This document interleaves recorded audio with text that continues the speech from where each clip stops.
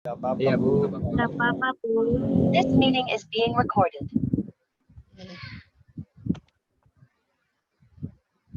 Ya, Ibu lanjut lagi tadi yang slide baru.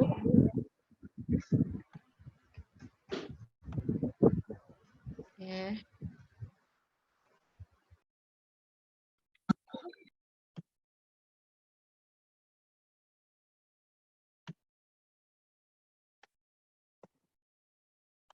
Nah, tadi baru sampai sini ya. Jadi kalau di akuntansi perusahaan dagang kita mengenal hanya satu jurnal, yaitu jurnal umum. Nah, berbeda dengan akuntansi di perusahaan dagang.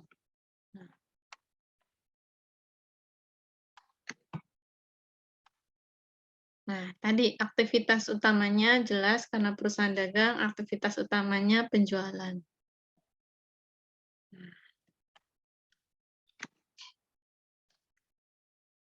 Ini salah satu contoh bentuk invoice ya, atau surat tagihan. Contohnya ketika barangnya sudah dikirim, pasti kita akan menagih ke customer. Nah, ini salah satu bentuk contohnya. Di sini ada PT Chris Hand. Berarti ini adalah PT-nya si penjual. Nah, contoh ini PT-nya Ibu nih, PT Chris Hand Jakarta Selatan. Sudah ngirim barang ke Jakarta Utara ke PT Bogasari. Ada nomor invoice-nya, tentu setiap transaksi ada nomor bukti transaksinya. Ada tanggalnya, nah, kemudian mata uangnya, kemudian ada nomor PO. Nah, karena sebelum barang dikirimkan tentu si Bogasari kirim PO ya kepada PT ini, PT kita, PT Chris Hand. Nah, itu tentu ada nomor PO-nya. Oh, Bogasari nih ngasih nomor PO. PO-nya sekian. Tanggal PO-nya 25 Januari. Nah, tanggal jatuh temponya 13 Februari. Jadi ini ada tanggal jatuh temponya. Jadi tergantung perusahaannya, ada yang memakai syarat penjualan tadi 2/10 N30 atau 2/10 end of month atau bahkan ada yang tidak memakai gitu. Kemudian karena ini surat tagihan tentu ada nama barangnya, ada kuantitasnya, jumlahnya, ada harganya, ada jumlahnya. Oke, di sini tertera ada 1.270.000. Nah, kemudian ada diskon tidak? Nah, tadi. Kemudian PPN, ada PPN-nya. Kemudian baru harganya. Nah, kemudian ada di sini nomor surat jalan. Tentu harus ada ya ketika barang dikirim dari gudang Jakarta Selatan ke gudangnya Priuk. Nah, ini pasti kan memakai kendaraan dan juga kendaraan itu yang keluar dari gudang harus memakai surat jalan. Nah, ini kita catat juga sebagai bukti. Memang barangnya sudah dikirim dengan nomor surat jalan 1, 2, 3. Nah, pembayarannya kemana? Oh, Bank BCA Cabang Sudirman, nama PT-nya. Ini contoh salah satu bentuk invoice. Jadi setiap perusahaan tentu punya format yang berbeda, tapi intinya isinya adalah seperti ini.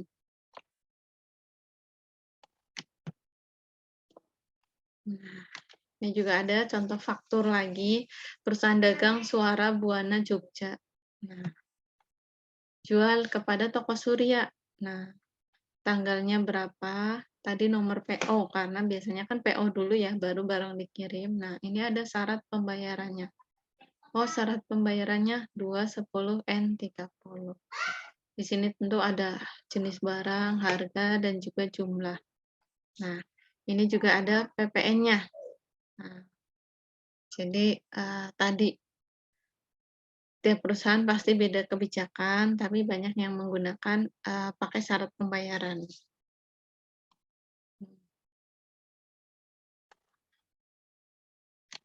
Nah, tadi udah ada ya konsep dasar pencatatan barang dagangan. Nah, ini ada jurnal umum ketika perusahaan menjual barang secara tunai.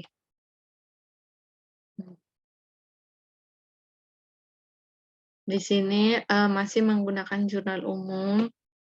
Ketika barangnya dikirim, kita mendapatkan uang karena ini bayar tunai berarti kasnya di debit, kreditnya penjualan.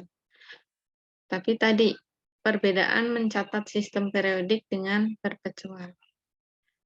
Kalau periode kita hanya mencatat oh kita jual 50 juta ya, 5 ton beras, 1 tonnya 10 juta. Nah, kita catat kalau sistem periodik debitnya kas. Nah, ulangi pada tanggal 4 Januari menjual 5 ton beras. Harga 1 tonnya 10 juta secara tunai. Dengan harga pokok beras tersebut 6 juta. Maksud harga pokok di sini adalah tentu teman-teman ketika menjual barang ada harga pokoknya. Contoh, nah, toko beras Rojo Lele ini beli ke petani, harganya 6 juta per ton. Ini dinamakan dengan harga pokok. Kalau di akuntansi seperti itu ya. Jadi kita beli dari supplier, tentu sebelum kita menjual kan kita beli dulu ya buat stok. Kita beli dari petani berasnya 6 juta per ton. Itu disebut dengan harga pokok. Di akuntansi disebut harga pokok penjualan atau HPP. Nah, kemudian ketika kita menjual pasti kita ngambil untung ya. Oh, kita jual aja 10 juta per ton. Nah, 10 juta ini baru namanya penjualan. Nah, kalau sistem periodik, kita hanya mencatat, oh kita jual 5 ton dikali 10 juta, 50 juta. Kalau sistem perpetual, selain kita mencatat, oh kas dan penjualan 50 juta. Kemudian kita tulis lagi di sini, ada harga pokok penjualannya. Nah, karena ini kita catatan internal, kita tulis aja harga pokok penjualannya 30 juta. Jadi persediaan barang dagang kita berkurang juga 30 juta. Jadi pencatatannya ada 4 akun. Kalau periodik hanya mencatat kas dan penjualan, kalau perpetual ada persediaan barang dagang yang berkurang itu langsung dicatat. Jadi nanti ketahuan nih persediaan barang dagangnya tinggal berapa, karena ditulis secara terus-menerus. Nah, ini juga contoh penjualan barang tapi membayar hanya sebagian. Selebihnya adalah dibayar dengan kredit, sisanya dibayar tunai. Oke. Nah, ini contoh penjualan kredit. Kalau tadi contoh penjualan tunai, berarti kas kita yang bertambah. Tapi kalau kita menjual secara kredit, berarti kas kita kan nggak bertambah. Tapi yang bertambah adalah piutang dagang. Ya. Kalau kita menjual barang tapi secara kredit, nah kita nggak menerima kas nih. Jadi kita tulis akunnya namanya piutang dagang. Tanggal 6 Januari nih, toko Aneka beli 5 ton beras dengan syarat pembayaran 2/10 N30. Kalau ada syarat pembayaran seperti ini, berarti sudah jelas ini transaksi penjualan secara kredit. Karena ada jangka waktunya, bukan secara tunai. Harga pokok penjualan berasnya 6 juta. Jadi karena ini jual kredit, kita tulis kalau sistemnya periodik, kita tulis debitnya piutang dagang, kreditnya penjualan. Kalau sistem perpetual sama, kita tulis dulu piutang dagang 50 juta, kreditnya penjualan. Kemudian karena sistem perpetual, harga pokok penjualnya kita cantumin harga pokok penjualan 30 juta, kredit persediaan barang dagangan 30 juta.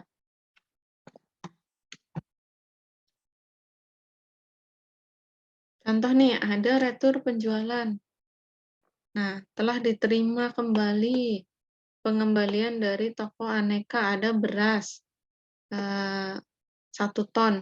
Misalkan berasnya kualitasnya buruk ya, dikembalikan. Nah, nanti kita catat aja nih, oh kemarin kita jual kredit, Kemudian sekarang kok dikembalikan 1 ton. Kita tulis nama akunnya itu retur penjualan sebesar 10 juta. Kreditnya otomatis piutang dagangnya si toko aneka berkurang karena telah dikembalikan 1 ton. Jadi kita tulis piutang dagangnya, kita tulis di sisi kredit sebesar 10 juta. Nah, kalau perpetual di sini sama, kita tulis retur penjualan 10 juta, kreditnya piutang dagang. Kalau tadi kan piutang dagangnya debit ya, karena ini dikembalikan otomatis utangnya si aneka ke kita berkurang nih. Piutang dagang 10 juta. Nah, dicatat lagi persediaan barang dagangnya 6 juta, karena kan harga pokok 1 tonnya tadi 6 juta. Kita tulis persediaan barang dagangnya 6 juta, harga pokok penjualannya juga 6 juta.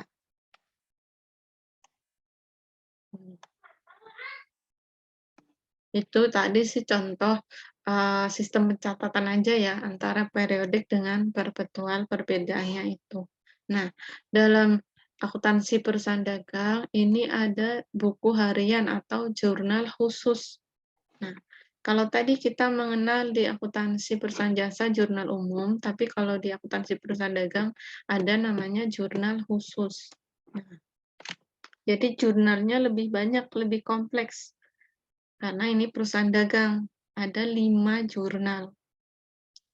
Jurnal khusus dalam perusahaan dagang ada 5.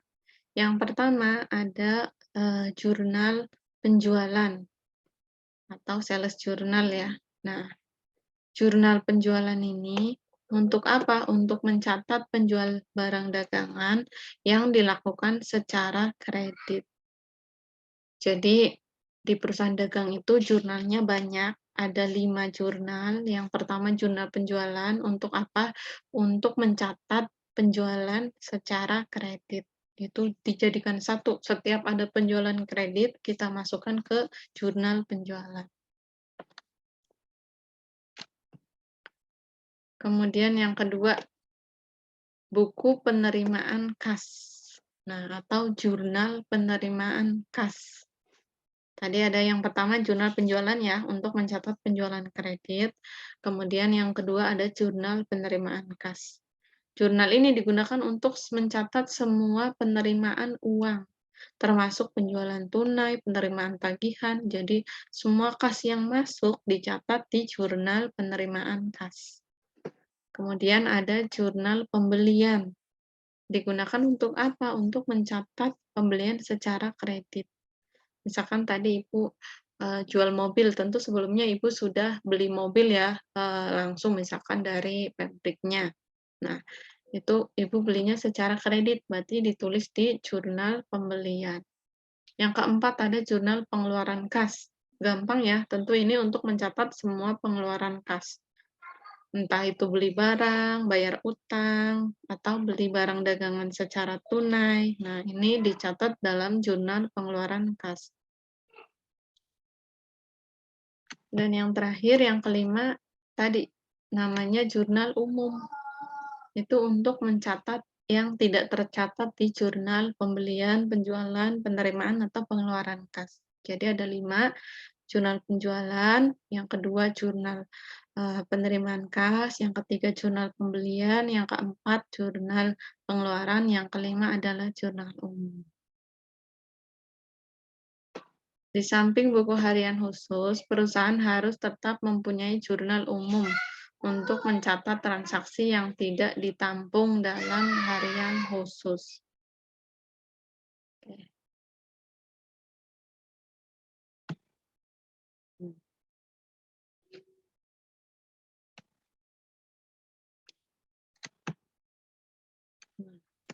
Ini contohnya, tadi jurnal khusus ada 5 ya.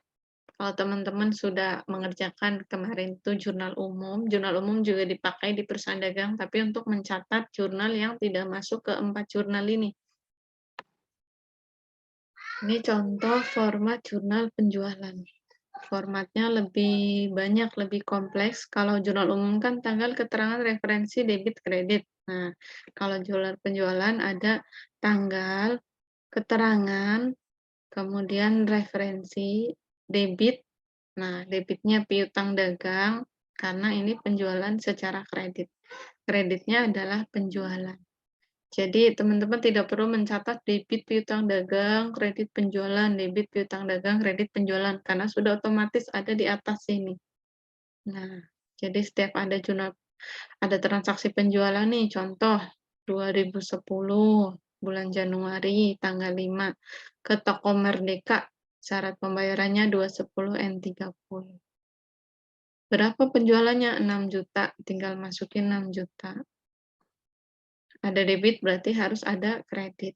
Nah, sama di bawahnya juga sama transaksi berikutnya sampai akhirnya kita total ada di sini 30 juta. Antara debit dengan kredit harus sama ya. Nah, kemudian karena jurnal penjualan secara kredit, nah perusahaan juga biasanya punya kartu piutang. Nah, kartu piutang ini untuk mencatat, oh apa namanya, piutang perusahaan si toko atau berapa sih? Nah, kita catat. Nah, nomor rekening, kemudian namanya, toko atau alamatnya, lembar pertama, saldonya berapa, piutangnya. Jadi misalkan Ibu jual tuh mobil ke toko atau ini bayar secara kredit dan sering beli gitu ya. Jadi kita punya kartu piutangnya si toko atau. Oh, ada saldo, pertama dia utang ke kita 10 juta, kemudian, utang lagi, kemudian dibayar dibayar dibayar, kemudian utang lagi, dibayar. Nah, sampai jadi untuk lebih memudahkan, "Oh, toko atau berapa sih ini, utang ke kita?" "Oh, 1.500.000." Jadi ada namanya kartu piutang.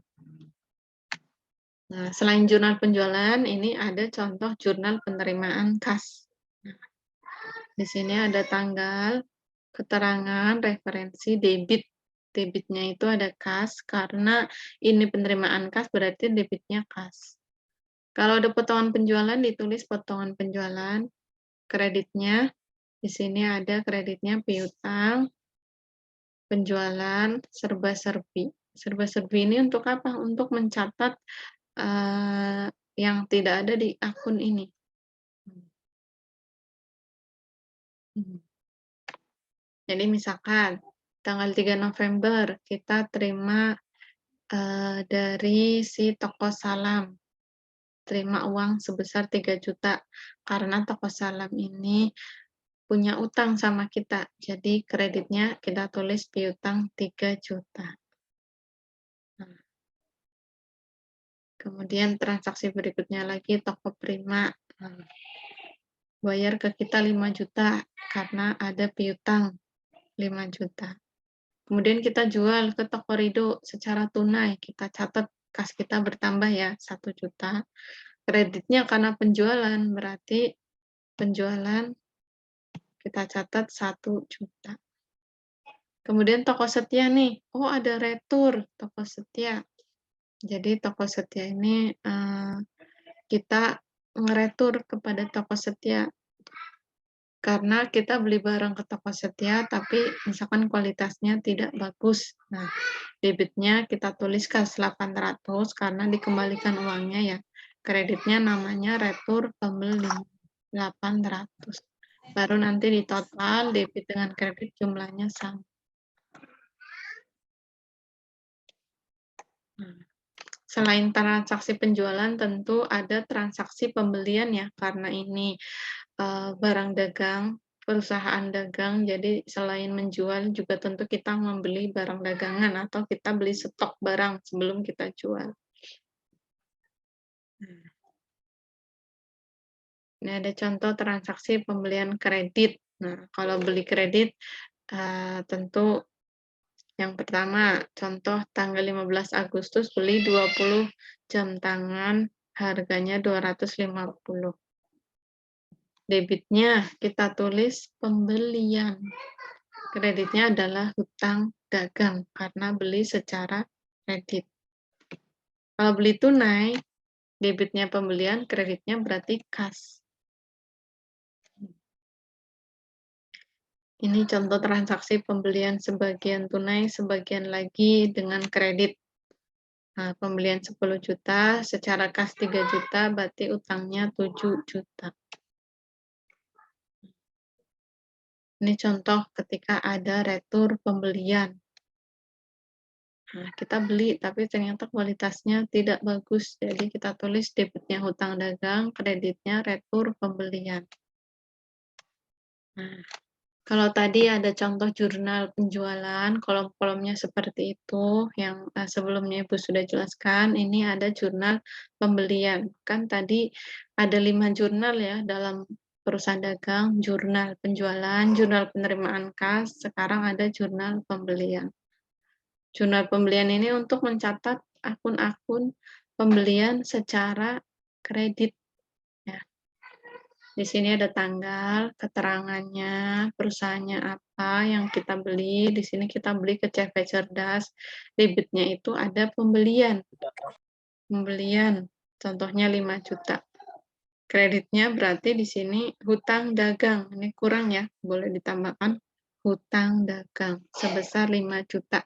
Karena ini jurnal untuk menampung pembelian secara kredit. Nah, selain kartu piutang, kita juga punya kartu utang. Nah, karena di perusahaan kan tadi jarang transaksi memakai secara tunai langsung. Biasanya memakai apa namanya, pembayaran bank, itu pun ada waktu pembayarannya, jadi tidak perusahaan tiap hari bayar. Nah, jadi pasti disebut dengan utang. Nah, contohnya, Ibu tadi beli mobil dari Denpasar nih. Jadi Ibu punya utang ke toko MNK di Denpasar. Nah, misalkan di sini, oh ternyata di sini transaksinya pembelian daging ayam, pembayaran daging ayam. Berapa sih utang kita saldonya. Jadi untuk mencatat kartu utang. Jadi seperti kalau di yang sering kita pakai kan kita punya kartu tabungan gitu ya. Supaya tahu, oh tabungan kita tinggal 5 juta. Nah, utang juga bisa kita catat seperti itu. Jadi untuk tahu, oh ke toko MNK kita punya utang 1, 2, 50 juta. Nah, ini jurnal yang keempat. Tadi selain jurnal penjualan, jurnal penerimaan kas, jurnal pembelian, ada jurnal pengeluaran kas. Tentunya ini mencatat semua pengeluaran kas. Ada tanggal, nomor bukti pengeluaran kas, nomor cek, keterangan, debitnya serba-serbi, atau hutang dagang kalau kita beli atau membayar utang kepada customer. Kreditnya ada potongan pembelian dan juga kas. Nah, itu tadi sekilas mengenai pengenalan beberapa jurnal di perusahaan dagang. Tentu jurnalnya berbeda dengan perusahaan jasa karena perusahaan dagang jurnalnya lebih banyak ya, lebih kompleks. Tadi ada 5 jurnal.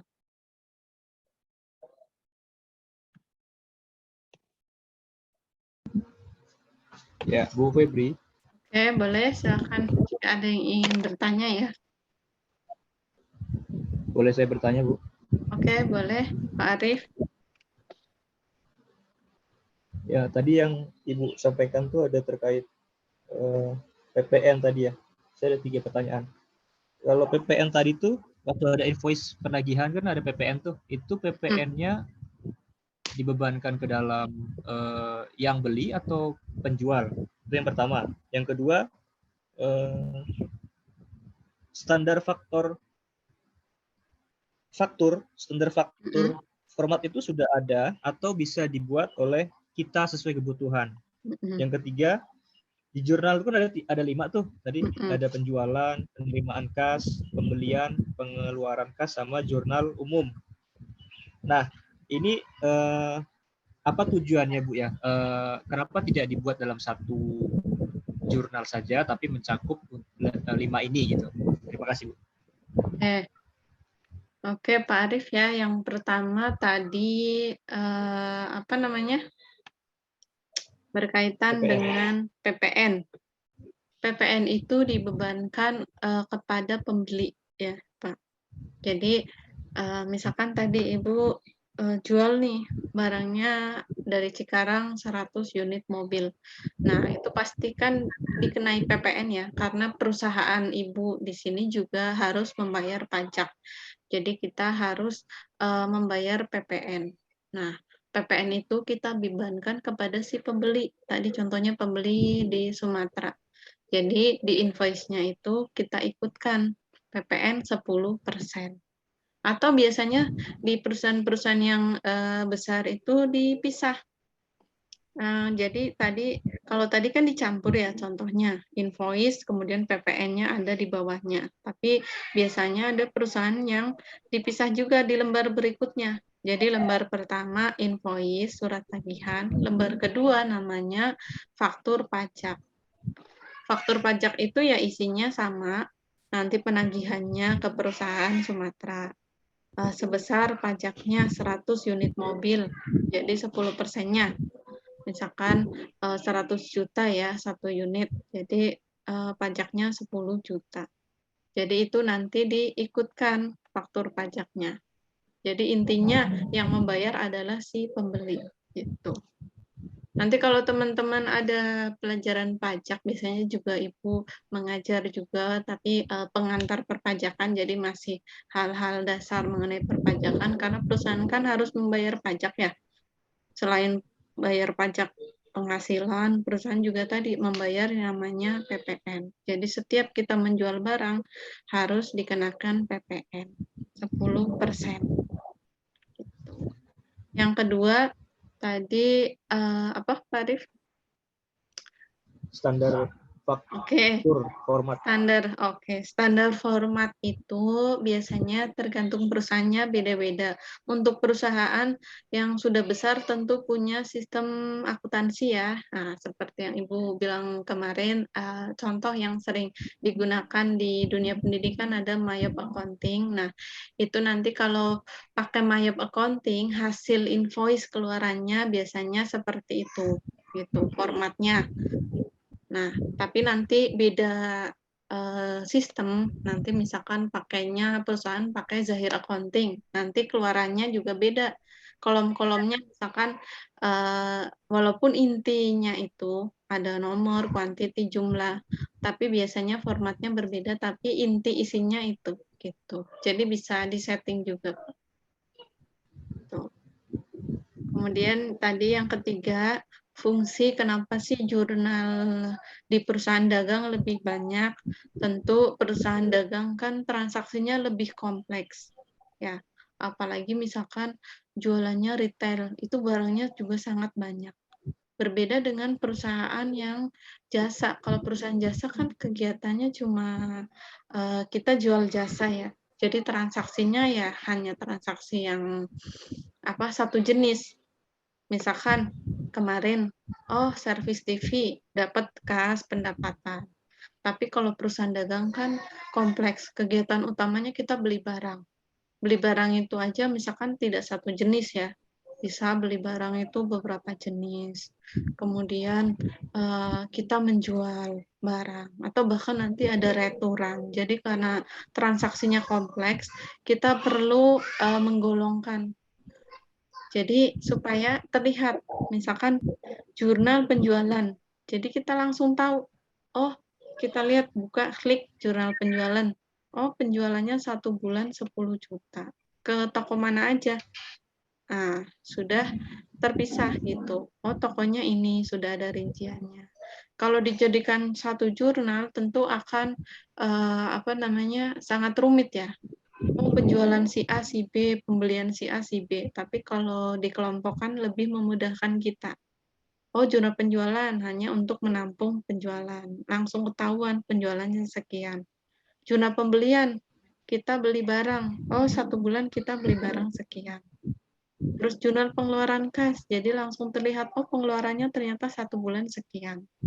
Kemudian jurnal penerimaan juga sama. Ternyata jurnal penerimaan kas terlihat penerimaan kita sekian. Jadi itu lebih memudahkan dibandingkan dengan membuat satu jurnal di jurnal umum karena transaksinya yang kompleks. Gitu ya, Pak Arif ya. Oke, Bu, terima kasih. Itu jika kita menggunakan transaksi menggunakan akuntansi yang manual, tentu itu juga sangat ribet ya. Tapi teman-teman kalau bisa ada waktu boleh dibuka-buka YouTube. Oh, cara menggunakan akuntansi memakai komputer. Nah, itu biasanya lebih memudahkan dan bisa diaplikasikan di perusahaan teman-teman nih, misalkan punya bisnis apa gitu.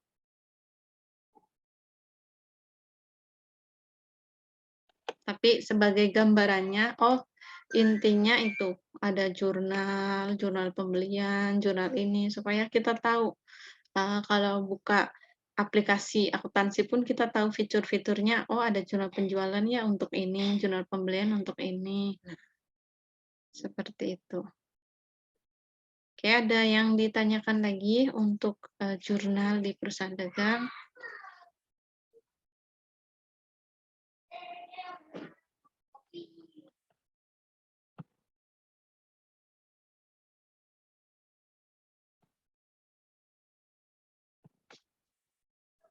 Oke, ada lagi?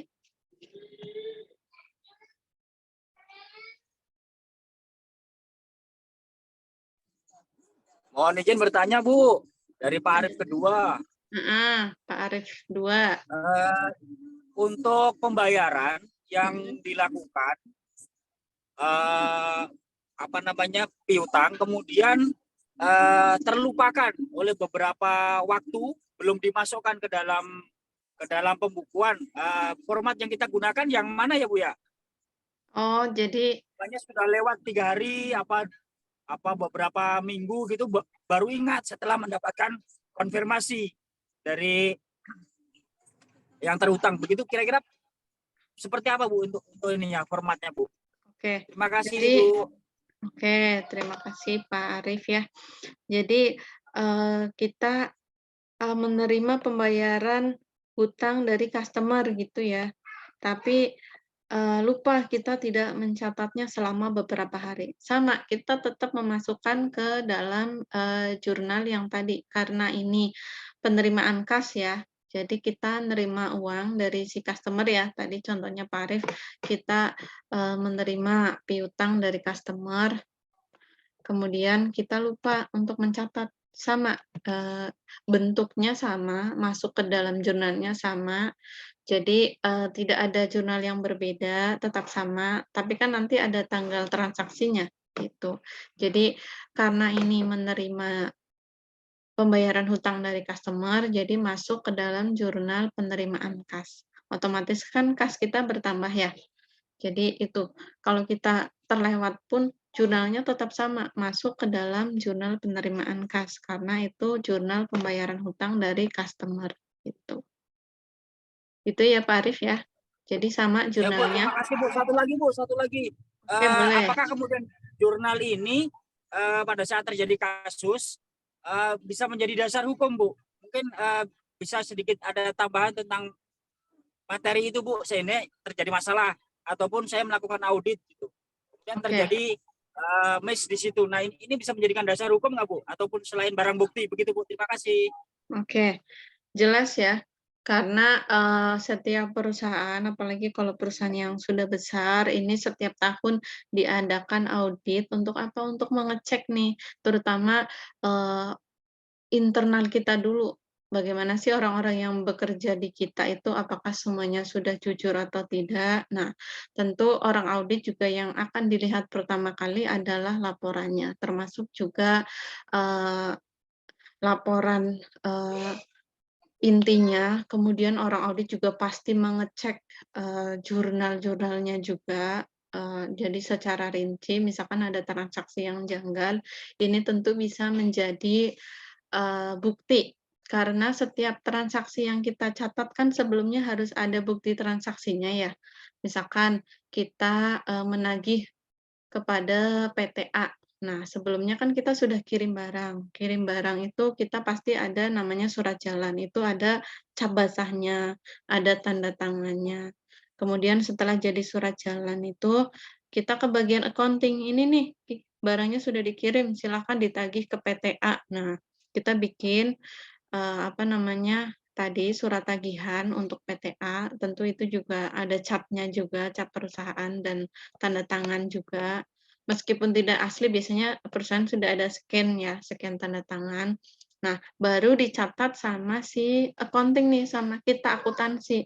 Oh, ada penagihan, ada penerimaan nih dari PTA, dasarnya ini, dasarnya dari dokumen yang sah gitu. Jadi tentu pencatatan ini kita tidak asal mencatat, tapi kita mencatat berdasarkan bukti transaksi. Bukti transaksinya tadi, oh ada surat penagihannya resmi. Nah, tentu di perusahaan kan juga semuanya di-file ya, diarsipkan. Jadi ketika nanti audit, oh ini transaksi ini buktinya apa sih? Kenapa ada transaksi ini di jurnal? Oh buktinya ini surat tagihannya, ada surat jalannya, itu biasanya dijadikan satu. Oh, udah ada cap basahnya juga, memang ini resmi, gitu. Gitu ya, Pak Arif ya? Terima kasih Bu. Satu lagi boleh Bu? Oke. Mumpung sama ahlinya nih kita tanya. Ada beberapa kwitansi ataupun bukti pencatatan ini yang ceritanya hilang.